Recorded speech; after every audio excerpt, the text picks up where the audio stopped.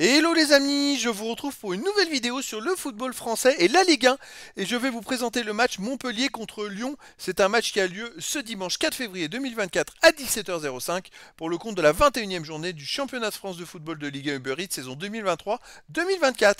Alors Montpellier c'est le 13e du classement qui reçoit Lyon le 15e. Donc dans cette vidéo je vais revenir sur le classement de la Ligue 1 avec les statistiques de ces deux équipes.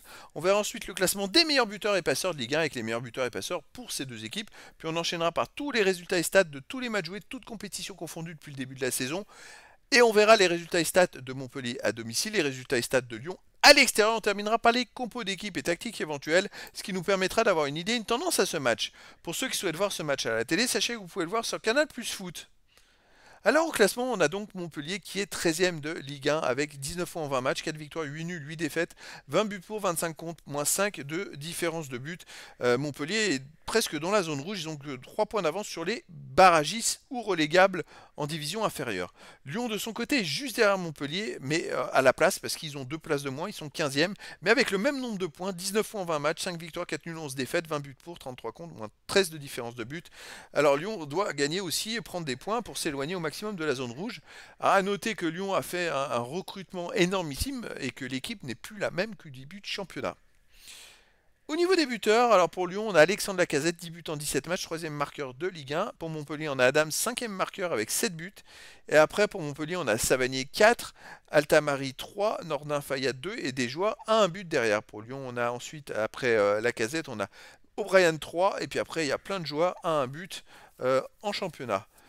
Au niveau des passeurs décisifs, Savanier de Montpellier est à 4, Chotard et Kouyaté 2. Et puis des joueurs à une passe derrière. Pour lui, on a Cherki 3, Maitland Nice 2 et des joueurs à une passe.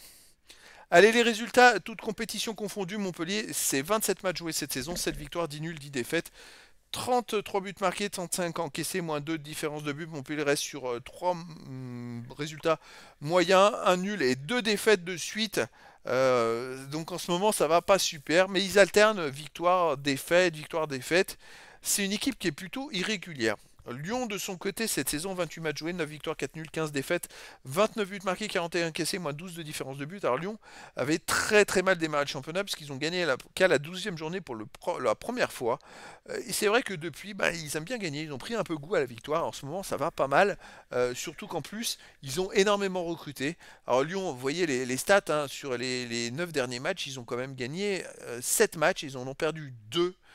Euh, c'est quand même pas rien, ça tourne vraiment bien et ils se sont qualifiés également pour les quarts de finale de la Coupe de France en battant Lille, Lille qui est une équipe d'une des plus grosses équipes en France qui perdait le moins de matchs, quasiment autant de matchs que Paris, donc une équipe très costaud.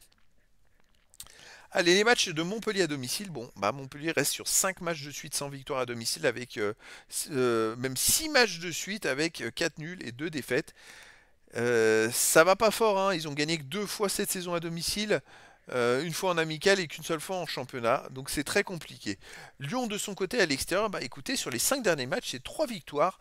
Alors il y a bien sûr une victoire à Bergerac en 16e de finale de Coupe de France et à Pontarlier en 32e, qui sont des équipes de National 2 et 3 il me semble. Mais sinon, Lyon a gagné à Monaco. À Lens, ils avaient perdu 3-2, vous voyez, mais ça a été très serré, ça s'est joué à pas grand-chose. Lyon, c'est plus la même équipe. Donc moi je pense sincèrement que attention Montpellier, parce que Montpellier en plus ils viennent de perdre en huitième de finale de la Coupe de France 4-1 contre Nice à domicile, ça fait mal, prendre 4 buts à domicile, se faire éliminer comme ça. Pour le moral, c'est peut-être pas l'idéal.